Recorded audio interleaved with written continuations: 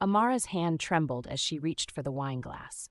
The crystal caught the light from the chandelier above, sending fractured rainbows across the white tablecloth. Her husband's voice cut through the murmur of conversation like a blade. "Don't embarrass me tonight," Minho said. Minho didn't even look at her as he spoke. His attention remained fixed on Park Jin-woo, the head of the Park family syndicate, who sat across the table wearing a smile that didn't reach his eyes. Amara's fingers closed around the stem of the glass. She could feel every pair of eyes in the room on her, the only black woman at a table full of Korean Mafia bosses and their families, the only outsider, the ignored wife. She lifted the glass to her lips and drank. The wine hit her tongue first, expensive vintage masking something else, something bitter, metallic. Then came the burning, like swallowing broken glass dipped in acid. Her throat constricted. The glass slipped from her fingers and shattered against the marble floor, the sound impossibly loud in the sudden silence. Amara's hand reached for the table, her fingers clutching the embroidered edge, gasping for air that wouldn't come. She heard Minho's chair scrape back, heard his voice for the first time in months carry something other than cold indifference. "Amara!" Minho shouted. Her knees buckled. The last thing she saw before darkness took her was Park Jin-woo's face, frozen in an expression that looked almost like fear. Then everything went dark. But to understand why a woman would drink poison meant for her husband, a man who treated her like an expensive mistake he regretted making, we need to go back. Back to where this impossible marriage began. Back to the moment Amara Okonkwo's life stopped being her own. And back to the secret she'd been keeping, the one thing she knew that could destroy them all. 18 months earlier, Dubai glittered under a sky full of stars. The rooftop restaurant of the Burj Al Arab smelled of expensive cologne and power. It was empty, except for 2 men and the woman who sat quietly in the corner, watching. Chief Adebayo Okonkwo commanded attention without trying. His agbada, rich purple with gold embroidery, marked him as Nigerian royalty. More than that, it marked him as a man who had built an empire from nothing and wasn't ashamed of where he came from. Across from him sat Kang Minho, young for a crime boss at 28, his designer suit perfectly tailored, his expression carefully neutral. He'd inherited the Kang family operations 6 months ago when his father died, and every rival family in Seoul was waiting to see if he'd be strong enough to hold what he'd been given. "Your shipping routes through Busan," Chief Okonkwo said in English, his deep voice carrying the musical accent of his Igbo heritage, "they're impressive, but limited. You move luxury goods, some pharmaceuticals, small thinking for a man who just inherited an empire." Minho's jaw tightened slightly. "The Kang family has operated successfully for 3 generations," he replied. "Successfully, yes," Chief Okonkwo said, "but not ambitiously. I moved diamonds from Sierra Leone to Antwerp. Rare earth minerals from Congo to Shanghai. I have networks in 12 African countries and expanding into Europe. What I don't have is reliable Asian distribution." "And you think I do?" Minho asked. "I know you do. The question is whether you're smart enough to see what I'm offering," Chief Okonkwo said, leaning back, his fingers laced together. "An alliance. Your infrastructure. My resources. We expand together. Korean-Nigerian partnership, first of its kind." Minho studied the older man. "Alliances require trust," he said. "They require insurance," Chief Okonkwo replied. He gestured, and Amara rose from her seat in the corner. She'd been so still, so quiet, that Minho had almost forgotten she was there. Now he watched as she crossed to her father's side, her head wrap a vibrant pattern of orange and gold, her business suit perfectly professional. She carried a leather portfolio that smelled of new leather and ambition. "My daughter, Amara," Chief Okonkwo said, "London School of Economics, MBA in International Business. Speaks 5 languages. She's been running our European expansion for 2 years." Amara set the portfolio in front of Minho and met his eyes for the first time. Her gaze was direct, intelligent, assessing. She said nothing, but Minho felt evaluated and found wanting. "These are the proposed terms," Chief Okonkwo continued. "If you agree, our families don't just do business together. We become family, through marriage." Minho's eyes snapped back to the chief. "Marriage," he said. "Korean and Nigerian blood united. Our interests permanently aligned. My daughter isn't just educated, Mr. Kang. She's an asset, and she comes with the full weight of Okonkwo resources behind her, Chief Okonkwo explained. Minho looked at Amara again. She stood beside her father, her expression unreadable. Beautiful, yes, but that wasn't what he was calculating. He was thinking about the Park family circling his territory, the Choi Syndicate questioning his leadership, the whispers that he was too young, too untested. A bold international alliance would silence those whispers. And if he could access Chief Okonkwo's networks, he could expand the Kang operations beyond anything his father had imagined. "I'll need time to review the terms," Minho said. "Of course," Chief Okonkwo replied, standing and extending his hand. "Take a week, but know this, Mr. Kang. I don't make offers like this twice." After they left, after the handshake and the formal goodbyes, Amara followed her father to their hotel suite. The air conditioning hummed. Outside, Dubai stretched out like a promise of wealth and possibility. She waited until the door closed before she spoke. "Baba, you cannot be serious," Amara said. Chief Okonkwo poured himself a drink, amber liquid catching the light. His back was to her. "Completely serious," he replied. "Marriage? To a man I just met? A man who looked at me like I was inventory to be catalogued." Amara's voice rose, the carefully controlled professionalism cracking. "I have a life in London. I have a boyfriend, I know," her father said, turning to face her. "The doctor, nice man. Wrong man." "You don't get to decide that," Amara said. "I get to decide what's best for this family," Chief Okonkwo said, his voice hardening. "Amara, you are my smartest child. Your brothers are brave, they're loyal, but you have vision. You see 10 moves ahead." "Then let me run the Asian expansion without being someone's wife," Amara protested. "The Koreans are traditional, more traditional than you think. They won't fully negotiate with a woman unless she carries the family name through marriage. The alliance opens doors that you, brilliant as you are, cannot open alone," Chief Okonkwo explained. He pulled a document from his briefcase. "I've protected you. Look." Amara took the papers, scanning quickly. Her father had inserted clauses. If Minho mistreated her, the alliance dissolved with financial penalties that would cripple the Kang family. After 3 years, she could initiate divorce with a settlement that would make her independently wealthy. But there was another clause, one that made her pause. "Joint operational control," Amara read aloud. "Both families must approve major decisions." "You won't just be his wife," her father said quietly. "You'll be my representative. My eyes and ears in Seoul, my voice in their operations. They think they're getting a decorative bride. They're getting an Okonkwo." He placed his hand on her shoulder. "And Amara, if you find anything wrong, anything that threatens our family, you document everything. Everything. Trust no one, not even your husband." Amara looked at the Dubai skyline through the floor-to-ceiling windows. Somewhere out there was the life she'd built, the freedom she'd earned, the future she'd imagined.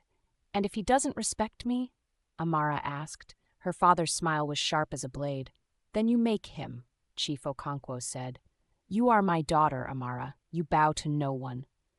What Amara didn't know was that her father had his own reasons for insisting on this alliance. Reasons he'd never share. Because Chief Okonkwo had received a warning 3 months earlier. Someone in the Korean syndicates wanted him dead. 3 weeks later, Minho agreed to the terms. The traditional Igbo wedding in Lagos was a spectacle of color and sound that Minho clearly hadn't prepared for. The air was thick with humidity and the smell of jollof rice, fried plantains, and palm wine. Drums thundered, women ululated. Minho stood in the borrowed traditional attire, looking deeply uncomfortable as Amara's relatives sang and danced. The ceremony lasted for hours. There were rituals he didn't understand, traditions that made him shift awkwardly, while Amara moved through them with grace she'd learned from childhood. When the elder poured palm wine and instructed them to drink from the same cup, Minho hesitated just long enough for Amara to notice. The cup was carved wood, warm from the elder's hands. When her brothers presented him with kola nut, he didn't know the proper way to receive it. Nearly dropped it. When her mother wrapped them both in the same cloth, binding them together symbolically, Amara saw him glance at his watch. The cloth smelled of incense and her mother's perfume. Her cousin Adaeze whispered in Igbo as she adjusted Amara's jelly, "He doesn't deserve you." "It's business," Amara replied in the same language, keeping her smile fixed for the cameras. Business doesn't require you to share your bed with a man who can't even pretend to respect your culture for one day, Adaeze said. Amara said nothing. What could she say? That her cousin was right? That she'd agreed to this knowing exactly what it was? That her father's legacy mattered more than her comfort? But here's what Amara didn't tell anyone, not even Adaeze. She'd started recording everything the moment the alliance was proposed. Every meeting, every conversation, every slight. Her father's words echoed, "Trust no one." The Korean ceremony 2 weeks later was smaller, colder. The venue smelled of chrysanthemums and expensive sake. Minho's mother sat in the front row wearing a smile that looked painful, like she was chewing glass. His cousins whispered in Korean, loud enough for Amara to hear, even if they assumed she couldn't understand. "She's pretty, I suppose. For a black woman," one cousin said. "Can you imagine the children? What will they look like?" Another added. "Mother said Minho is only doing this for the business connections. Smart, really," a third cousin commented. Amara kept her expression serene as she bowed in the traditional Korean manner, her hanbok perfectly worn, her movements precise. She'd spent weeks learning the proper etiquette. Minho's mother had been coldly polite during the fitting, suggesting adjustments that would make Amara more appropriate. The adjustments had made her feel erased. After the ceremony, Minho's mother pulled him aside. Amara was meant to be out of earshot, but she heard every word. Her recording device, hidden in her bouquet, caught everything.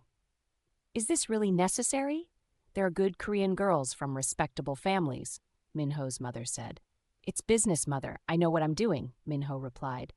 "And when people talk, when they ask why you married a foreigner," his mother pressed. "Let them talk. They'll stop when they see what the Okonkwo alliance brings us," Minho answered. Amara turned away before they could see her face. She'd known this was transactional, but hearing it confirmed so casually, hearing herself reduced to a business asset in her wedding dress, made something hard and cold form in her chest. This was what she'd agreed to. This was the price of empire, and she would make them all pay for underestimating her. If you're already wondering how a woman survives this level of disrespect and turns it into power, make sure you hit that subscribe button, because what Amara does next will redefine everything you think you know about revenge, loyalty, and what it takes to build an empire. The Seoul penthouse Minho brought her to was beautiful and empty. Floor-to-ceiling windows overlooked the city. Everything was sleek, modern, expensive, and utterly impersonal. It smelled like expensive cleaning products and loneliness. He showed her to a bedroom, not the master suite, but a guest room that had been converted for her use. "I thought we'd be more comfortable with separate spaces," Minho said, not quite meeting her eyes. "We both have demanding schedules. This seems more practical." Practical. The word hung between them like a wall. The first 3 months of marriage were a masterclass in invisibility. Minho left early for meetings, returned late, and spoke to Amara only when absolutely necessary. He was polite in the way someone is polite to a business associate they don't particularly like. He attended mandatory events with her, posed for photos when required, and then ignored her completely in private. Amara tried at first. She learned to cook Korean dishes from YouTube videos, presented them at dinner. The kitchen filled with the smell of gochujang and sesame oil. Minho ate without comment, already on his phone. She offered insights about the shipping contracts she'd reviewed, suggestions based on her experience with international logistics. He nodded absently and changed the subject. She started working from the apartment, managing her father's European operations remotely, coordinating shipments, negotiating deals. Minho never asked about her work. She might as well have been watching television for all he cared. But Amara was learning, watching, recording, building her case. Then Hayrin appeared. Amara first saw her at a restaurant. She'd gone to meet Minho for lunch, an attempt to break through the wall between them. When she arrived, he was already seated with a Korean woman, beautiful and polished, leaning close as they talked. The restaurant smelled of grilled meat and betrayal. When Minho saw Amara, his expression flickered with something that might have been guilt before settling back into cold formality. "Amara? I didn't realize you were coming," Minho said. "You sent me the address this morning," Amara said quietly. Her phone in her purse was recording. "Right, this is Hayrin, an old friend," Minho said. The way he said it made clear she was more than that. Heirin, my wife Amara? Heirin's smile was poisonous honey. Oh, the Nigerian princess. Minho has told me so much about you, she said. Has he? Amara kept her voice level. He rarely mentions you. The lunch was excruciating. Heirin and Minho spoke in rapid Korean, occasionally translating for Amara's benefit with the condescension of people explaining things to a child. They referenced memories, inside jokes, a shared history that Amara could never be part of. When Minho laughed at something Heirin said, really laughed in a way Amara had never heard, she made her decision. Amara stood. I have a meeting. Enjoy your lunch, she said. Neither of them tried to stop her, but Amara's recording device caught the next 30 minutes of conversation. Caught Heirin saying, she won't last, foreign wives never do, give it a year. Caught Minho not disagreeing. After that, Heirin became a regular presence. She'd call Minho at all hours, the ringtone piercing the silence of their separate bedrooms. She'd show up at Kang family events, always with some excuse about business or old friendships. Minho's family welcomed her warmly, pointedly warmer than they'd ever been to Amara. At a family dinner 6 months into the marriage, Minho's cousin made a joke in Korean. Maybe Minho should have married tradition instead of a business deal, eh? The cousin said. The table laughed. Minho smiled awkwardly but said nothing. He didn't defend her, didn't acknowledge the insult, just continued eating as if Amara wasn't sitting right there understanding every word, recording every betrayal. That night, Amara packed her bags. She was loading the last suitcase into her car when Minho found her in the garage. The concrete echoed with their footsteps. What are you doing? Minho asked. Leaving. Going back to Lagos, Amara replied. You can't just leave.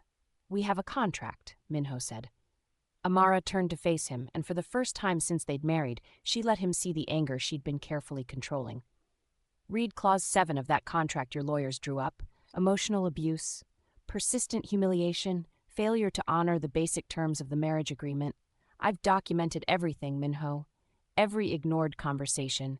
Every public insult your family made that you said nothing about. Every time your mistress called at 3 a.m. and you took the call in front of me.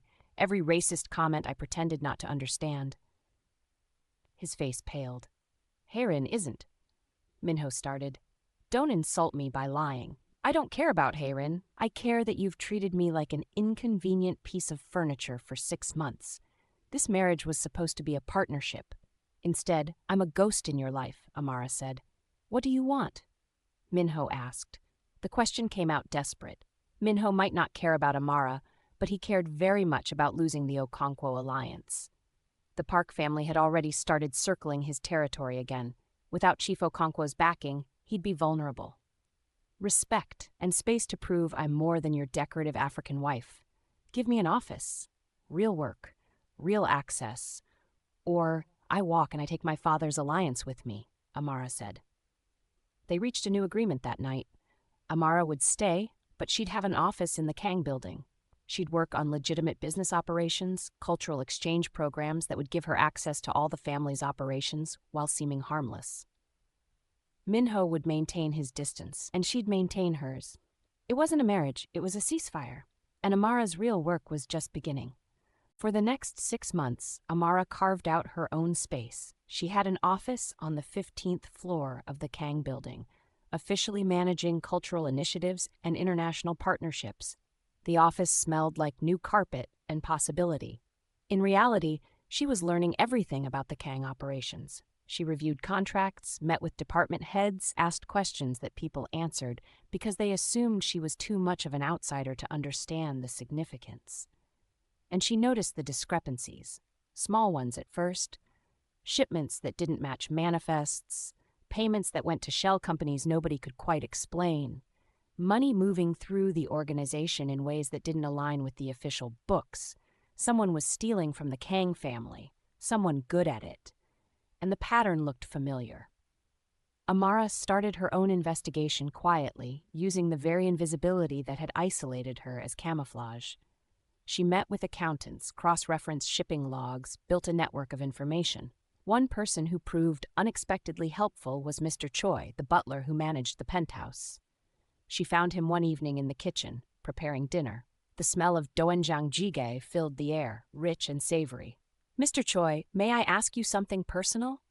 Amara said. He looked up, surprised that she was addressing him directly. Most of the family treated servants as furniture. "Of course, Agassi," Mr. Choi replied. "You speak English with an interesting accent. Not quite Korean," Amara observed. A slight smile crossed Mr. Choi's face. "My mother was Nigerian. She met my father when he was stationed in Lagos with a Korean shipping company.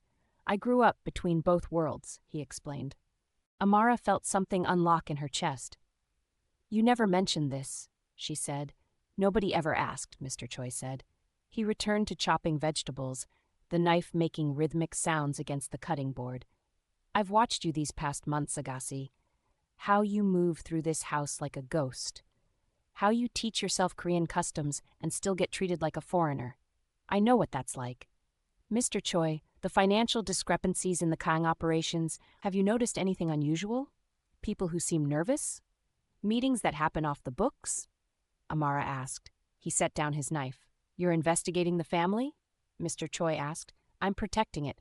Someone is bleeding money from the Kang accounts, the same pattern that appeared in 3 other organizations before they collapsed. If I can find who, I prove my worth. But I need eyes and ears. Someone who sees what I can't," Amara explained. Mr. Choi studied her for a long moment. "Your father once helped my mother get home to Nigeria when she was sick. The Kang family wouldn't pay for her medical treatment. Chief Okonkwo did. He said family takes care of family, even distant family," he said. "I didn't know," Amara replied. "He never mentioned it. That's how I knew he was a good man," Mr. Choi said, drying his hands on a towel. "I'll help you, but we need to be careful. If someone is stealing at this level, they're connected, powerful, and they might be closer than you think." What neither of them knew was that Minho's uncle had been watching Amara from the beginning, reporting her every move to someone who wanted Chief Okonkwo's empire for themselves. They started meeting in secret. Mr. Choi would report unusual activities. A midnight meeting Minho had in the study with Park Jin-woo. Haerin copying files from Minho's computer when she thought nobody was watching. Phone calls where Minho's mother discussed handling the Nigerian problem and mentioned a doctor in Lagos who could be convinced to help. Amara built her case carefully, methodically. She created encrypted files, backed up evidence across 3 continents, and prepared for the moment when she'd have enough proof to reveal the conspiracy. Then her father died. The call came at 4 a.m, Seoul time. Amara's brother, Chike, his voice shaking. "Ada, Biko, Baba is gone," Chike said. The room tilted, the world stopped. "What happened?" Amara asked. "Heart attack. He collapsed during a meeting in Lagos. The doctors tried, but..." Chike's voice broke. Amara flew to Lagos that day. Minho said he couldn't come, business obligations too pressing. His absence was noted. His disrespect was recorded. She buried her father, surrounded by her brothers, her cousins, her mother's tears that fell like rain, and the massive outpouring from the Nigerian community her father had helped throughout his life. The cemetery smelled of red earth and grief. Thousands came. They sang. They wept. They told stories of a man who had built bridges where others saw only walls. At the funeral, her father's personal doctor pulled her aside. His hands shook as he gripped her arm. "Amara, I need to tell you something. Off the record," the doctor said. "What is it?" Amara asked. "Your father's death. It wasn't a heart attack," the doctor said, looking around nervously and lowering his voice. "I saw the symptoms. I've seen them before. Someone poisoned him. The same poison that killed 3 other crime bosses in the past 2 years. It mimics cardiac arrest perfectly. By the time symptoms show, it's too late. And Amara, someone paid me to keep quiet. Someone from Seoul." Amara felt her blood turn to ice. "Who?" she asked. "I don't know. The payment came through intermediaries, but they knew things about my family. Made threats. Professional threats," the doctor explained, gripping her arm tighter. "Be careful, Amara. If they killed your father, they might come for you too, especially if you start asking questions." She stood at her father's grave after everyone left, the Lagos sun beating down like judgment, the red earth freshly turned, and made a promise. "Baba, I'll find who did this. I'll finish what you started, and I'll make them pay. Every single one of them," Amara vowed. When she returned to Seoul, everything had changed. Not externally. Minho was still distant, still spending evenings with Haerin, the penthouse still smelling of loneliness and expensive cleaning products. The family still treated her like an unwelcome guest. But inside, Amara was different, harder, focused, dangerous. She intensified her investigation with Mr. Choi. The embezzlement wasn't random. The money was funding something bigger, and every trail led back to the same place, the Park family, and the same person kept appearing in the shadows of every suspicious transaction. Hae-rin. She's not just his mistress, Amara told Mr. Choi 3 months after her father's funeral. They were in her office late at night, the city lights of Seoul spread before them like diamonds. She's a plant. Park Jin-woo's plant. She's been feeding him information about Kang operations for over a year. Can you prove it? Mr. Choi asked. Not yet, but I will, Amara said. She pulled up security footage on her laptop. Look, 3 days before my father died, Hae-rin met with Park at this restaurant in Gangnam. I have an informant who works there. They discussed a Lagos summit, my father's Lagos summit, mentioned a doctor who could be convinced to assist. Mr. Choi's face darkened. You think Park ordered the hit on Chief Okonkwo? He asked. I think Park wanted to control the African networks my father built. With my father dead and me just a decorative wife, who would stop him? He could manipulate Minho through Hae-rin, take over the Okonkwo operations, absorb the Kang family from the inside. But there's something else, Amara said, pulling up another file. Minho's uncle has been meeting with Park too, and the financial transfers, some of them trace back to an account that Minho's mother has access to. His mother, you think she's involved? Mr. Choi asked. I think this conspiracy goes deeper than we imagined, and I think someone in the Kang family wanted my father dead as much as Park did, Amara said. She closed the laptop. Which is why we need to force them all into the open, make them try again. Try again? Mr. Choi asked. To poison, to kill, to reveal themselves, Amara explained. She met Mr. Choi's eyes. Park is hosting a peace summit next week. All 3 major families. It's the perfect opportunity, and I know exactly how to set the trap. That's when the dinner invitation arrived. Park Jin-woo was hosting a peace summit. All 3 major families, Kang, Park, and Choi, to discuss territory disputes and future cooperation. Minho told her she was expected to attend. It's a formal dinner, Minho said without looking up from his phone. Dress appropriately. Try not to embarrass me. Amara smiled. Appropriately. She had exactly what she needed. The trap was set. But what Minho didn't know was that Amara had one more card to play, one secret that would change everything. The night before the dinner, she met with Mr. Choi one last time in the kitchen. The air smelled of ginger tea and conspiracy. I need you to do something for me, Amara said. Tomorrow night, someone is going to try to poison Minho. They'll use the same poison that killed my father. I need you to watch and see who does it. Record everything, but don't intervene. Mr. Choi paled. We should stop them, warn him, he said. No, we need them to try. We need them to reveal themselves completely, Amara said. She pulled a small vial from her purse. This is an antidote. My cousin in Lagos, he's a chemist. When I told him about Baba's death, about the poison, he developed this. It has to be taken before exposure. It neutralizes the toxin completely. You're going to let yourself be poisoned? Mr. Choi asked. I'm going to take the poison meant for my husband. I'm going to save his life, and in doing so, I'm going to force every conspirator to reveal themselves, Amara explained. She met Mr. Choi's eyes. My father died for this alliance. I'm not going to let his killers destroy it. But I need you ready. When I go down, you call my people. The operatives we've positioned around Seoul. They'll be waiting. Your people? Mr. Choi asked. Did you think I spent 6 months just investigating? I've been building my own network, Mr. Choi. Former Nigerian intelligence operatives my father worked with. Korean Nigerian dual citizens like yourself. Former military. People loyal to Chief Okonkwo's memory who want justice, Amara said. She pulled out a tablet, showed him locations on a map. They'll be positioned around the building tomorrow. When I give the signal, when I collapse, they move. This is incredibly dangerous, Mr. Choi said. Everything worth doing is, Amara replied. She took the antidote, the liquid bitter on her tongue but necessary.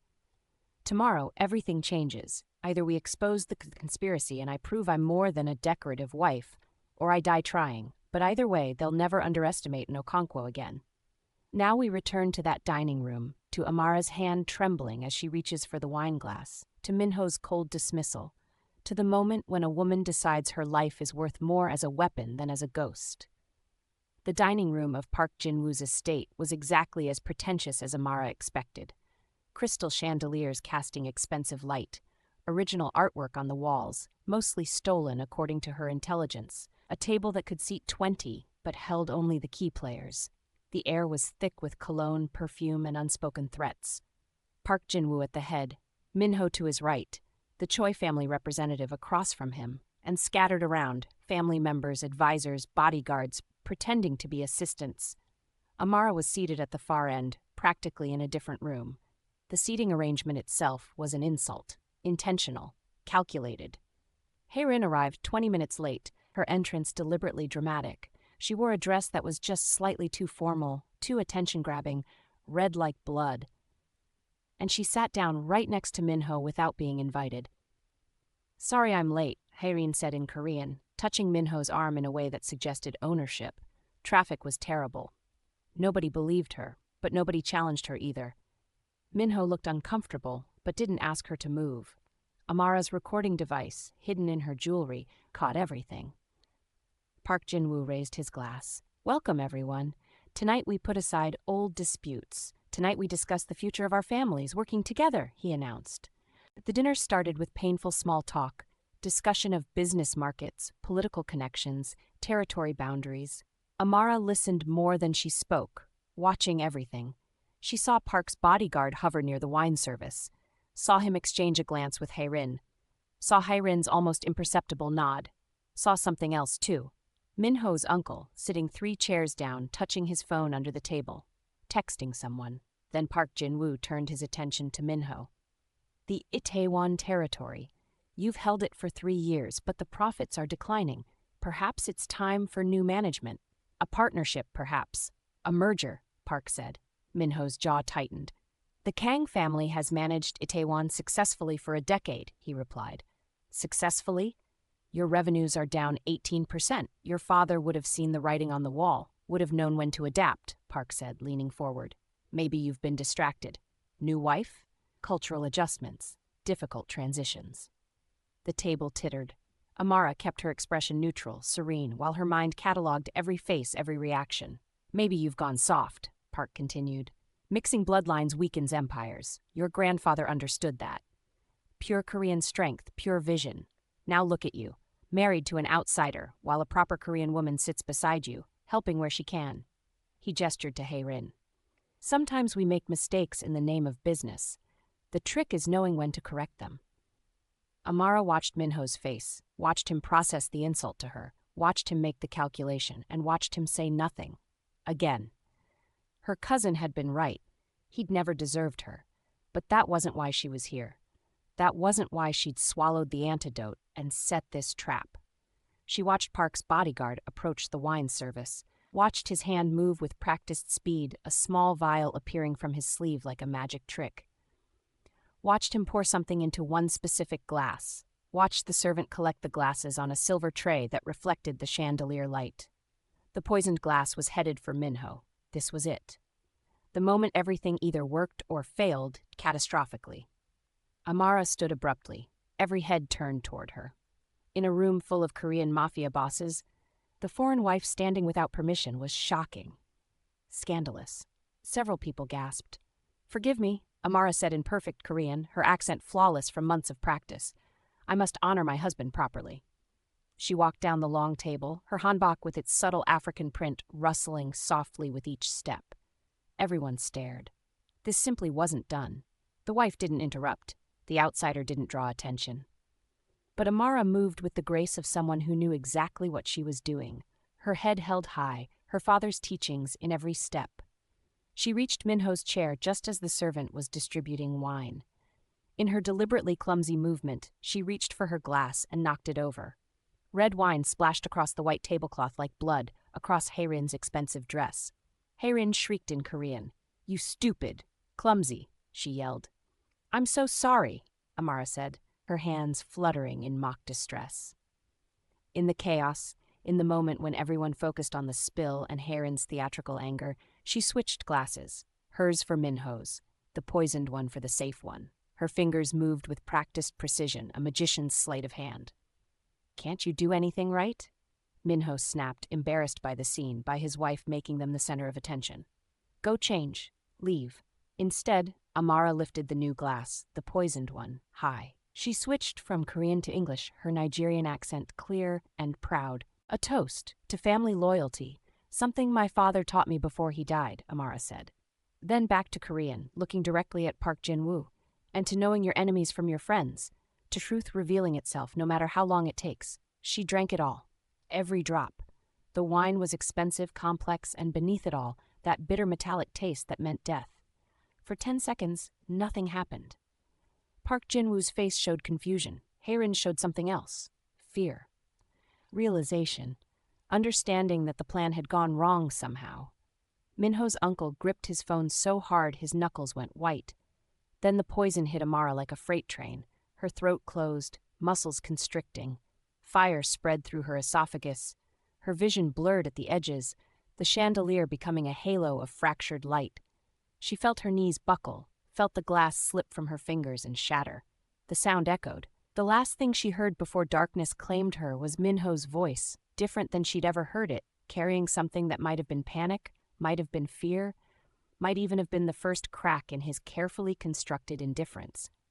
"Amara!" Minho shouted. His arms caught her as she fell, and then nothing but darkness and the bitter taste of poison and victory.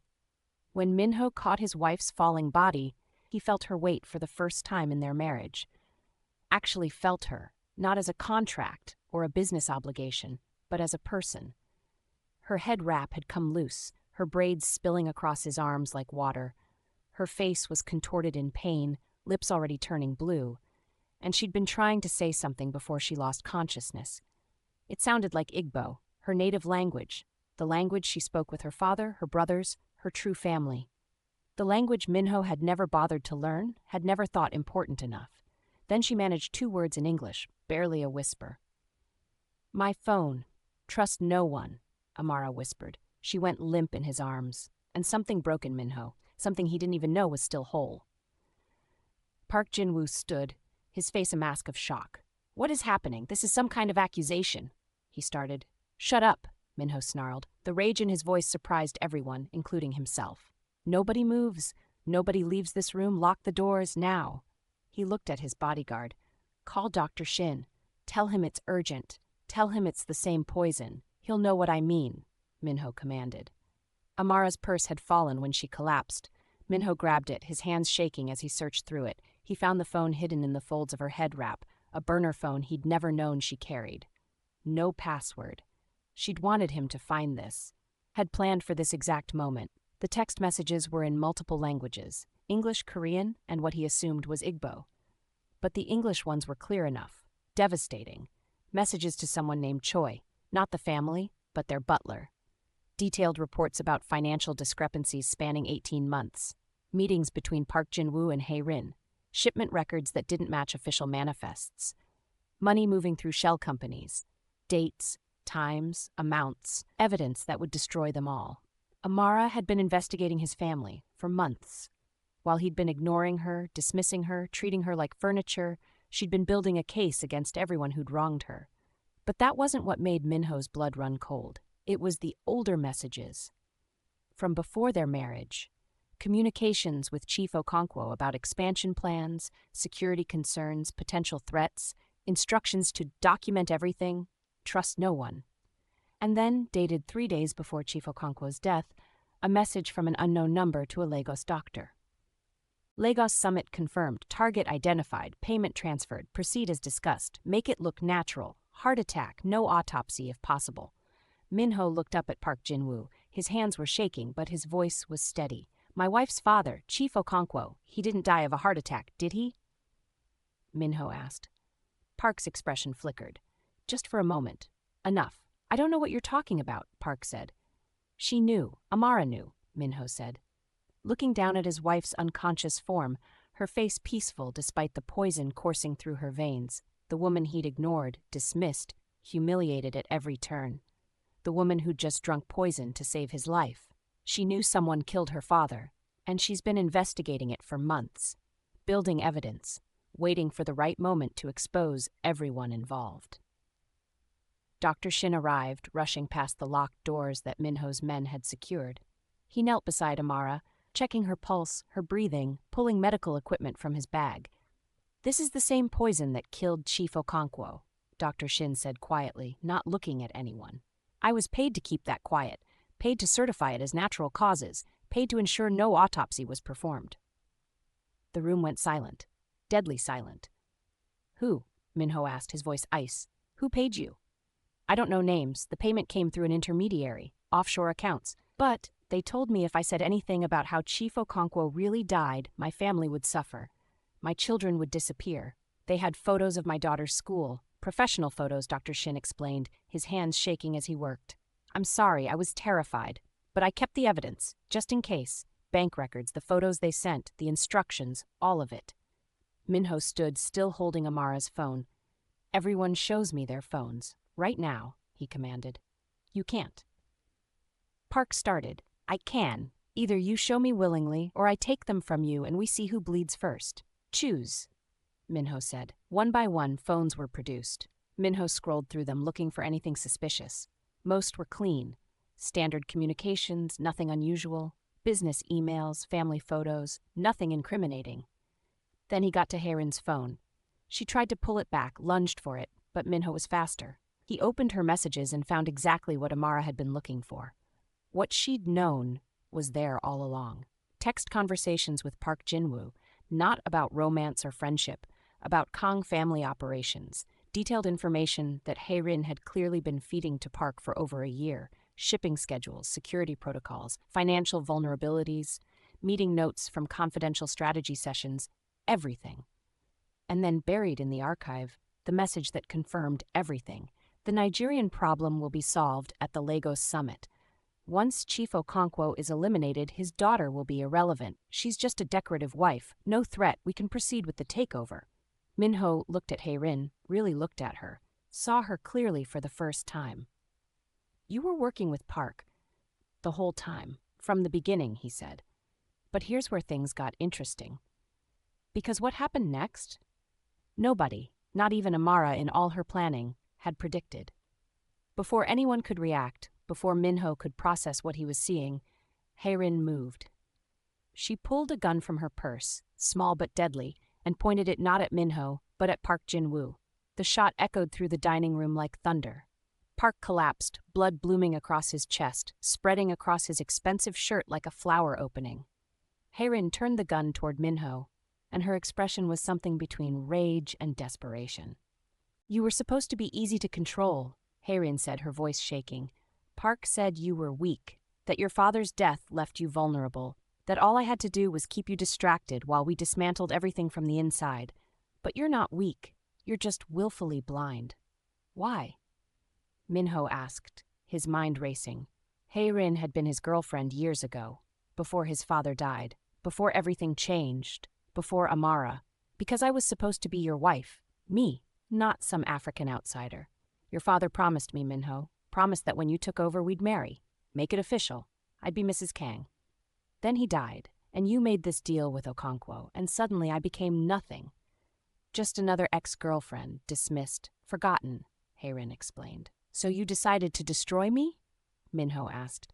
"I decided to take what should have been mine. Park offered me a way back. If I helped him take over Kang operations, he'd make me legitimate again. Give me status, power, the position I deserved," Hairin said. Her hand shook, but the gun remained steady, pointed at Minho's heart. "We killed Okonkwo because he was expanding too aggressively, taking markets Park wanted, creating an alliance that made you too strong. With him dead and his daughter proven useless, we could have had everything." "By killing Amara's father?" Minho said. "He was a means to an end, just business. No different than what your family has done for generations," Hairin replied. Her laugh was slightly hysterical. "Except your idiot wife decided to be heroic, decided to actually care about a husband who treated her like garbage. She ruined everything." Mr. Choi's voice came from the doorway, calm and steady as a heartbeat. "Put the gun down, Miss Hairin," he said. Everyone turned. The butler stood there, but he wasn't alone.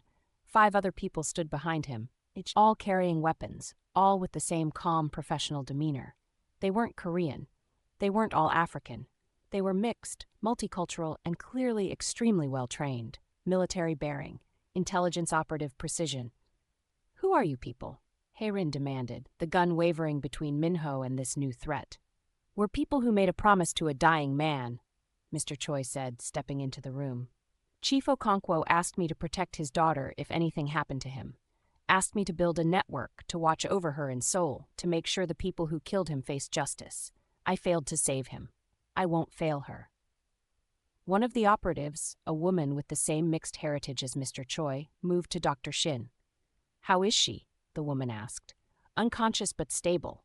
Pulse is strong. If she took the antidote as planned, the poison is already being neutralized. She should survive, but we need to monitor her carefully," Dr. Shin replied. Minho's head was spinning. "Antidote? She knew she was going to be poisoned?" he asked. "She knew someone would try tonight," Mr. Choi explained, moving closer, his team flanking him with professional precision. "She spent 3 months planning this, the antidote from her cousin in Lagos, the evidence gathering, the team in place around the building. Amara isn't the helpless wife you thought she was, Mr. Kang. She's her father's daughter, a strategist, a queen, and you were too blind to see it." Hae-rin laughed, the sound edging toward madness. "This is insane. Even if she survives, what has she accomplished? Park is dead by my hand. I can claim self-defense, say he threatened me. The evidence is circumstantial at best. I'll walk away from this," she said. "Actually," the voice was weak but clear, "you won't." Amara's voice, coming from the floor where she lay in Minho's arms. Her eyes were open now, unfocused but aware, conscious, alive. "I've been recording this entire dinner," Amara said in Korean, then switched to English, her words slightly slurred but determined. "Video and audio, every word, every confession, every admission." She looked at Hae-rin, and her smile was sharp as a blade. "Including you admitting to conspiracy in my father's murder, including Park's plan, including your motive, all of it recorded, backed up to 3 separate servers across 2 continents, already sent to certain interested parties." Hae-rin's face went white as paper. "You were unconscious. You couldn't," she started. "No, I was letting the antidote work. I was listening. I was waiting," Amara said. Her hand moved weakly to her jewelry. "This necklace? Nigerian amber and Korean jade, a fusion piece, also a sophisticated recording device.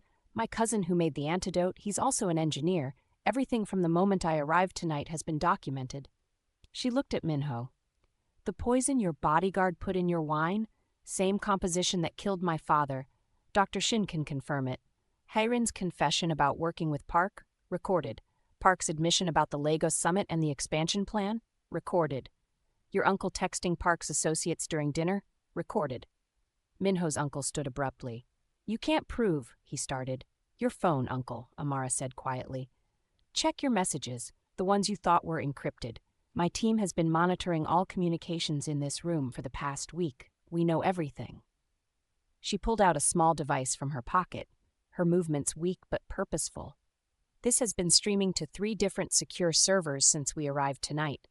Encrypted, backed up, and already sent to the police, the media, and both our family's boards of directors. And to the Nigerian embassy because my father's murder is an international crime," Amara explained. Minho stared at his wife, this woman he'd ignored, dismissed, treated like an expensive decoration he regretted buying. She'd orchestrated everything, used the very invisibility he'd imposed on her as a weapon, turned being underestimated into her greatest advantage. "Why?" Minho asked, his voice barely above a whisper. "Why save me if you knew I treated you terribly?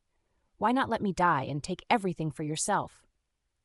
Amara met his eyes, and for the first time, he saw her clearly, saw the strength he'd been too blind to notice, the intelligence he'd been too arrogant to respect, the dangerous, brilliant woman his wife actually was. "Because you're my husband," Amara said simply, her voice gaining strength, "and no one takes what's mine. Not in Lagos, not in Seoul, not anywhere." She paused, wincing as the antidote continued its work. "Also, because my father's alliance wasn't with you personally, Minho. It was with the Kang family, with the empire he wanted to build across continents. I won't let his killers destroy that legacy. And despite everything you've done to me, despite every humiliation and dismissal, you're the head of that family. I need you alive to finish what my father started." She turned to the operatives, her voice hardening. "Secure Hae-rin. Make sure Dr. Shin provides a full statement about Park's role in my father's death and the poison composition. Someone call an ambulance for Park, though I suspect he won't make it. And someone needs to arrest Minho's uncle for conspiracy and aiding Park's organization," Amara commanded. Park Jin-woo was indeed dying, blood pooling around him on the expensive carpet. He looked at Amara with something that might have been respect, might have been fear, might have been both. "You're more dangerous than your father ever was," Park whispered, his voice failing. "No," Amara said, her eyes never leaving his. "I'm exactly as dangerous as my father. You just assumed I wasn't because of what I look like, because I'm a woman, because I'm black, because I'm foreign. That was your mistake. Your fatal mistake. If you're still watching, if you're as shocked as everyone in that room, this is the moment to hit subscribe. Because what happens next, how Amara rebuilds from this moment, how she transforms from ignored wife to undeniable power, that's when the real story begins. Don't miss it. The next hours were controlled chaos. Police arrived, but they'd been prepared by Amara's evidence packets sent hours before. They knew exactly what they'd find. Hae-rin was taken away, screaming about injustice, about being framed, about how this wasn't fair. Park Jin-woo died in the ambulance, his conspiracy dying with him. Minho's uncle was arrested without resistance, his phone containing enough evidence to ensure he'd never see freedom again. As statements were taken and the crime scene was processed, as the full scope of the conspiracy became clear, Minho stayed beside Amara. He helped her to a chair when the antidote made her dizzy. He got her water when she needed it, the glass trembling in his hands. He dismissed his family members who started arriving with their questions and complaints and attempts to control the narrative. When they finally returned to the penthouse in the early morning hours, dawn breaking over Seoul like a promise of something new, Amara expected Minho to retreat to his room as always. Instead, he followed her to hers. "Amara, I need to say something," Minho said. She turned, exhausted but wary. "What?" Amara asked. "I'm sorry," Minho said. The words seemed to cost him everything. "I treated you as if you were nothing, as if you were just a contract I'd signed and regretted. I never saw you. I never tried to see you. And tonight, when you collapsed, when I thought you were dying, I realized that I'd wasted 18 months married to an extraordinary woman, and I'd spent all of it wishing you were someone else." "Yes, you did," Amara said. "You saved my life. You solved a conspiracy my own family members were part of. You built an entire operation under my nose while I was busy ignoring you and feeling sorry for myself about a marriage I'd agreed to," Minho said. He took a breath. "You're brilliant, Amara. You're powerful. You're everything I should have recognized from the beginning." Amara studied him, her expression unreadable. "What exactly are you saying, Minho?" she asked. "I'm saying I want a chance to actually be your husband, not your business partner, not your distant roommate, your husband," Minho said. He met her eyes. "I know I don't deserve it. I know I've given you every reason to hate me, to leave, to destroy me along with everyone else. But I'm asking anyway. You give me a chance to prove I can be worthy of you." Amara was quiet for a long moment. "You humiliated me. You let your family disrespect me repeatedly. You kept a mistress who was actively trying to destroy us both. You didn't even come to my father's funeral, the man whose alliance you claimed to value," she said. "I know, and I can spend the rest of our lives making it up to you if you'll let me," Minho replied. "That's not how this works," Amara said. She moved to the window, looking out at Seoul's skyline, the city waking up, unaware that an empire had shifted overnight.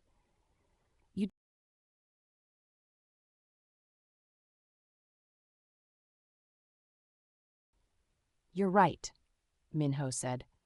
"I'm not interested in being wanted because I'm an asset now instead of a liability.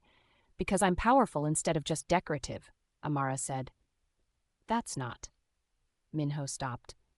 Considered. "You're right. That's exactly what I'm doing, isn't it? Seeing you clearly only now that you've proven yourself in ways I understand, ways that fit my definition of valuable." Amara turned back to him. "Here's what's going to happen. Tomorrow, we're reorganizing the Kang family operations. I'm taking an active leadership role. Not as your wife, but as an equal partner. My name on the contracts, my voice in the decisions, my people integrated with yours. This isn't negotiable, she said. Minho nodded slowly. Agreed, he said. Second, Haren's arrest and your uncle's betrayal have left gaps in your organization. I'm going to fill them with people I trust, people from my father's networks, Korean, Nigerian operatives who understand both worlds and won't underestimate either, Amara continued. Also agreed, Minho said. Third, you and I are going to Lagos next month. We're going to meet with my brothers and finalize the international expansion my father died trying to build. You're going to learn about Igbo culture, about my heritage, about my family's history, with the same respect and attention you'd give Korean traditions. More, actually, because you have 18 months of disrespect to make up for, Amara said. I'll do it. I'll learn. I promise, Minho said. And fourth, Amara said, her voice hardening to steel, if you ever dismiss me like that again, if you ever treat me as less than your equal, if you ever let anyone disrespect me without consequence, this marriage is over. I don't care what the contract says. I don't care what it costs either family. I'm Chief Okonkwo's daughter. I bow to no one, not even you, not ever again. Minho stepped closer, his movements careful, respectful. I understand. And Amara? I'm not asking you to forgive me. I'm not even asking you to trust me yet. I'm asking for the chance to earn your respect, to prove I can be the partner you deserve, he said. Respect isn't given, Minho. It's taken. Earned through action, not words, Amara said. Then watch me earn it, Minho said. He extended his hand, formal, like a business deal, but meaning so much more. Partners? True partners this time? Amara looked at his hand, then at his face. She saw something there she hadn't seen before. Not love. They were too far from that, had too much damage between them. But maybe the beginning of understanding, the possibility of something real, something built on mutual respect rather than contractual obligation. She took his hand. Partners. For now. We'll see if you can keep up, Amara said. 3 months later, the Kang family operations had transformed beyond recognition. The boardroom table that had once held only Korean faces now included Nigerian executives, Korean-Nigerian dual citizens, and international consultants from 3 continents. Amara sat at the head of the table, not beside it or at the end, with Minho to her right as an equal. She wore a fusion outfit she'd commissioned, a Korean hanbok base made from African print silk in bold colors, her hair in elaborate braids woven with traditional Korean ornaments of jade and gold. It was a statement that had appeared in business magazines across Asia. She was both. She would be diminished as neither. The Lagos operations are exceeding all projections, Amara said in Korean, gesturing to the financial reports displayed on screens around the room. My brother Chike has secured 5 new distribution partnerships. The Seoul-Lagos route is now our most profitable international line, with expansion planned into Johannesburg and Nairobi. Minho added, We're also implementing the security protocols Amara developed. After the conspiracy, we've upgraded background checks, doubled our intelligence operations, and created redundant verification systems. No single person can make major moves without oversight. Mr. Choi, now officially head of security with a team of 20, nodded. We've identified and removed 4 more potential internal threats. All quietly, all permanently. The organization is cleaner than it's been in a generation, he reported. The meeting continued with the efficiency of a well-run operation, multiple languages flowing freely, ideas debated openly, decisions made collaboratively. When it ended, the executives filed out, a mix of cultures and perspectives that would have been unthinkable 2 years ago. Amara and Minho remained. There's something I need to tell you, Minho said, his tone shifting. The Choi family reached out through intermediaries. They want to discuss a major partnership, possibly even a merger. I told them I wouldn't meet without you present, that we make decisions together now or not at all. That is a first, Amara said. There will be many firsts. I'm relearning everything, Minho said. He paused. Amara, I know we're not. I know I destroyed any chance we had at a traditional marriage, but I want you to know I'm grateful for your patience, for not giving up entirely, for saving my life when you had every reason to let me die. I didn't do it for you, Amara said honestly, though her tone was softer than it would have been months ago. I did it for my father's vision, for the empire he wanted to build. for proving that alliances between different worlds can be stronger than single-culture operations. I know, but maybe someday you'll do it for yourself too, for what we could build together, Minho said. He reached for her hand, the gesture still tentative but increasingly natural, for what we are building. Before she could respond, her phone rang. Her brother from Lagos, the ringtone distinctive. Ada. Ada, we have news, important news, Chike said, his voice tight with controlled anger. Remember the Lagos summit where Baba died? The venue kept security footage in their archive system. We finally got full access through legal channels. You need to see this immediately. Amara put the phone on speaker, her body tensing. What did you find? She asked. The person who delivered the poison to Baba's drink. We have them on camera. Clear footage, facial recognition confirmed, Chike said. A pause heavy with meaning. It wasn't Park's people. It wasn't a hired operative. It was someone from Korea, someone from the Kang family inner circle. The room went cold. Amara looked at Minho, watched the color drain from his face. Who, Chike? Amara asked. We're sending you the footage now. But Ada, be careful. This person is still in Seoul, still close to the operations, still has access to everything, Chike warned. The video arrived on Amara's phone. She and Minho watched in silence as the footage showed the Lagos summit, showed her father at a table surrounded by allies and enemies, showed a server approaching with drinks on a tray. The server's face was partially hidden by the angle and a head covering, but when they turned toward a security camera for just a moment, adjusting their grip on the tray, there was no mistaking the identity. Minho's mother. Minho stood abruptly, his chair clattering backwards. His face was ashen, hands shaking. That's not possible. My mother wouldn't. She couldn't, he said. The footage doesn't lie, Amara said. Her voice was carefully controlled, but inside she was already 3 steps ahead, calculating responses, planning moves. Minho's mother had been cold to her from the start, had made constant comments about proper Korean girls, had questioned the marriage at every turn, had worked to undermine her at every opportunity. And she'd murdered Amara's father in cold blood. Amara, let me talk to her first. Let me find out what happened. There has to be an explanation. Minho started. No, Amara said. She stood, her decision already made, her path clear. This is bigger than family politics now, Minho. This is murder, international conspiracy, premeditated assassination of a foreign national on foreign soil. If your mother ordered my father's death, if she carried it out herself, she answers for it. To Nigerian law, to international law, to justice. She's my mother, Minho said. And he was my father, Amara replied. She met his eyes, and this was the moment of truth. This is where we find out if our partnership is real, if you're willing to put justice above family loyalty. Because I am. Because I have to be. The choice hung between them like a blade. Minho could protect his mother, destroy everything they'd built, prove that blood was still thicker than the respect he claimed to have for Amara, or he could honor the partnership, the marriage, the alliance his family had made. He picked up his phone, his hand steady despite the devastation in his eyes. Mr. Choi, I need you to bring my mother to the office, now. Full security detail. Tell her it's urgent, but don't tell her why. Don't let her make any calls, Minho said. When he hung up, he looked at Amara. Whatever happens, whatever we find out, we handle it together, as partners, as equals. I won't protect her if she's guilty. I can't, he said. As partners, Amara agreed, but her heart ached for him despite everything. And Minho? I'm sorry. I know what this costs. Not as much as losing you would cost. Not anymore, Minho said. But Minho's mother arrived 40 minutes later, imperious and annoyed, her designer handbag probably worth more than most people's cars.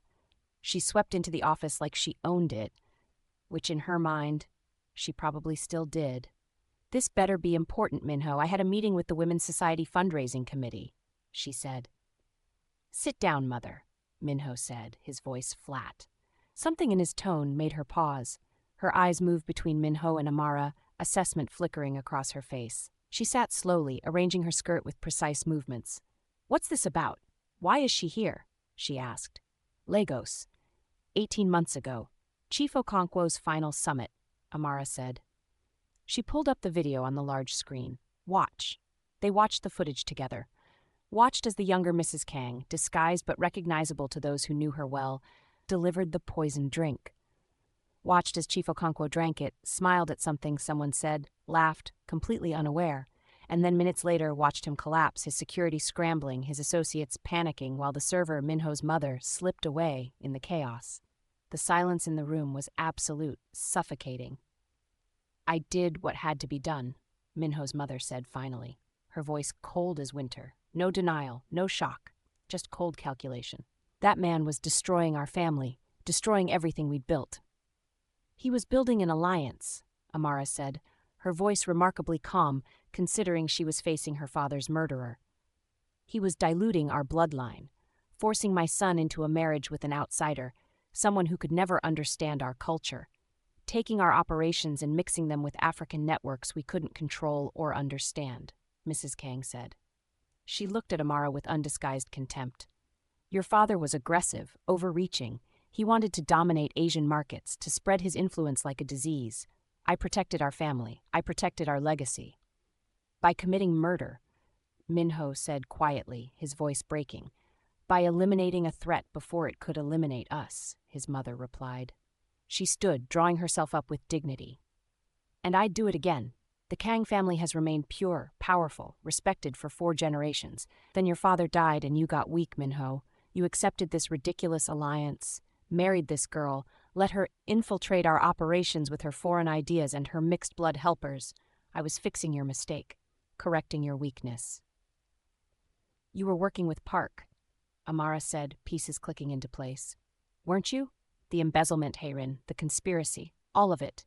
You were the one funding it. The offshore accounts trace back to you." Park was a useful ally. He understood that traditional Korean power shouldn't be compromised by foreign influences. "We would have succeeded too if you hadn't been so persistent about surviving," Mrs. Kang said. She smiled, cold and sharp. "The poison tonight was supposed to kill Minho, make him a martyr. Then I could dissolve this alliance, remove you from the family properly, claim you'd threatened him, and restore proper order. Park would have taken the blame posthumously. Everything would have been clean." Minho looked at his mother as if seeing a stranger. "You would have killed me, your own son, your only child," he said. "I would have saved the family from your weakness." "Sometimes mothers have to make impossible choices for the greater good," Mrs. Kang said. She looked at him with something like pity. "You were never strong enough to lead, Minho. Your father knew it. I knew it. That's why I had to act." The confession was complete, damning.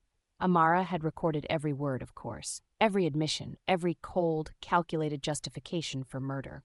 "Mr. Choi," Amara said calmly, her voice cutting through the tension, "please call the police. Mrs. Kang is under arrest for the murder of Chief Adebayo Okonkwo and conspiracy to commit murder against Kang Minho. Contact the Nigerian embassy as well.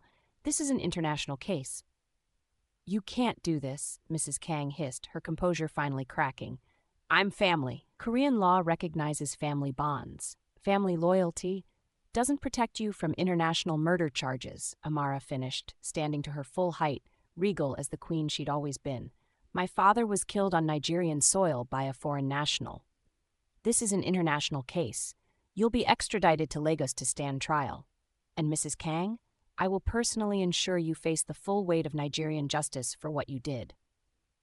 As the police arrived, as Minho's mother was led away, still protesting, still insisting she'd done the right thing, still believing that purity and tradition justified murder, Minho stood at the window, his back to the room, his shoulders shaking. Amara dismissed everyone else, waited until they were alone.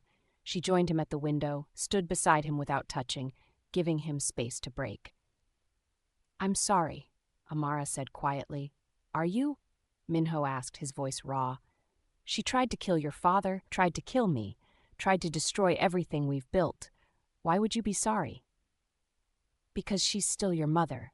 Because I understand what it costs to see family clearly, to choose justice over blood," Amara said. She paused. "My father taught me that family isn't just who you're born to, it's who stands beside you when everything falls apart, who chooses you even when it's hard." Minho turned to her, and she saw tears on his face for the first time. "When you drank that poison, when you collapsed, I realized something. You were more loyal to me in that moment than anyone in my actual family had ever been. My mother tried to have me killed. Hayrin betrayed me for power and revenge.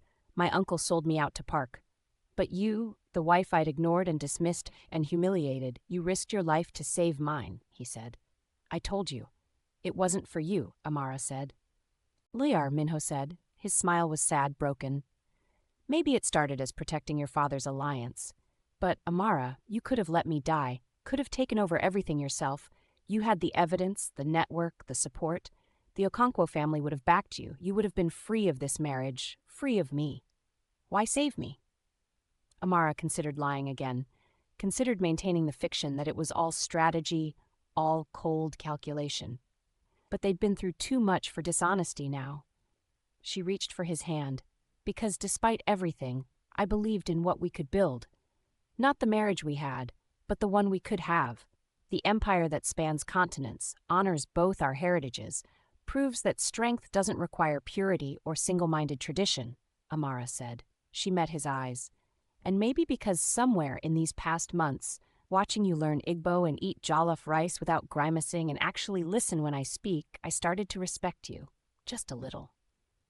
Just a little? Minho asked. His laugh was wet, broken. You're learning. You stood up to your family today. You chose justice over protecting your mother. You let me lead. Let me be your equal, Amara said. She squeezed his hand. It's a start, Minho. A real start. Minho pulled her closer. Not romantic, but desperate. A drowning man finding solid ground. Then let's build something worthy of that respect. Not just a business empire, a real partnership, a real marriage. If you're willing to try, he said. I'm willing, Amara said, and meant it. It's exactly enough, Minho said. He kissed her forehead gently, a promise. Teach me how to be your partner, how to honor both our cultures, how to build something neither of our fathers could have imagined, something better. 6 months after that, the transformation was complete. The Congo-Konkwo Alliance, as it was now officially called, operated across 4 continents. Amara split her time between Seoul and Lagos, with Minho accompanying her more often than not. He'd learned to eat jollof rice without grimacing, to wear traditional Nigerian attire at family events without looking uncomfortable, to greet her brothers in passable Igbo that made them laugh, but also earned their respect. Their marriage was still a work in progress. They'd moved into the same bedroom, finally, but maintained independence in their daily lives. They were partners in business before they were partners in life. But slowly, carefully, deliberately, they were building something real. At a joint family dinner, 6 months after Minho's mother's arrest and subsequent conviction, Amara sat at the head of the table with Minho beside her. Her brothers were there, boisterous and protective. Minho's cousins and uncles, the ones who'd chosen the alliance over traditional prejudice, and a mixture of Korean and Nigerian executives, friends, family, both born and chosen. The table smelled of kimchi and jollof rice, bulgogi and suya, soju and palm wine. Languages flowed freely: Korean, English, Igbo, sometimes all 3 in the same sentence. Before we begin, Amara said, standing and raising her glass, I want to make a toast. To my father, Chief Okonkwo, who dreamed of building bridges between worlds instead of walls. To everyone at this table who chose to honor that dream over prejudice, over tradition, over the easy path of staying separate. She raised her glass higher, and everyone followed. And to the future. To proving that empires built on respect are stronger than empires built on purity. That family is who stands beside you, not just who shares your blood. That love and partnership can be chosen, earned, built deliberately instead of assumed. As they drank, Minho stood as well. And to my wife, he said, who taught me that strength has no color, no single culture, and no limits for those brave enough to claim it. Who saved my life and then taught me how to deserve it. The toast was drunk. The dinner proceeded with laughter and multiple languages flowing freely, with debates about business strategy and arguments about whose grandmother made better food, with children running between tables and elders sharing stories. And Amara, looking around the table at the impossible family they'd built from the ashes of conspiracy and murder, at the empire that spanned worlds, felt something she hadn't felt since her father died. Hope, and more than that, pride. She'd done it, finished what her father started, built something better. Later that night, in their shared bedroom, Minho found Amara on the balcony, looking at the Seoul skyline.